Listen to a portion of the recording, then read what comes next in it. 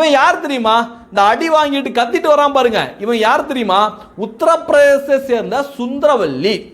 ஏன் அவனை சுந்தரவல்லி அப்படின்னு சொல்றேன்னா, முழுக்க முழுக்க பாகிஸ்தானுக்கு ஆதரவா இந்த சுந்தரவல்லி அப்படிங்கிற ஈவே ராமசாமியோட அடிவரடி எப்படி பதிவை போடுதோ அதே மாதிரியான பதிவை இவன் போட்டிருக்கான்.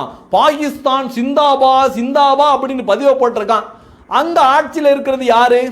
இங்க இருக்காரு ஐயா ஸ்டாலின் ஜி. இந்தியாவுக்கு எதிராக ராணுவத்தை எந்த அளவுக்கு தப்பா பேசினாலும் அவங்க மீது எந்த நடவடிக்கை எடுக்காம இருக்கார்ல, அந்த மாதிரி சிஎம் கிடையாது அங்க இருக்கிறவர் யோகி ஆதித்யநாத். சும்மா விடுவாரா? காவல் நிலையத்தில் வச்சு சும்மா வெளு வெளு வெளு வெளுன்னு அடின்னு அடிச்சிருக்காங்க. அடிச்ச உடனே பாகிஸ்தான் முர்தாபாத் பாகிஸ்தான் முர்தாபாத் அப்படின்னு கத்திக்கிட்டே ஓடி வந்திருக்கான்.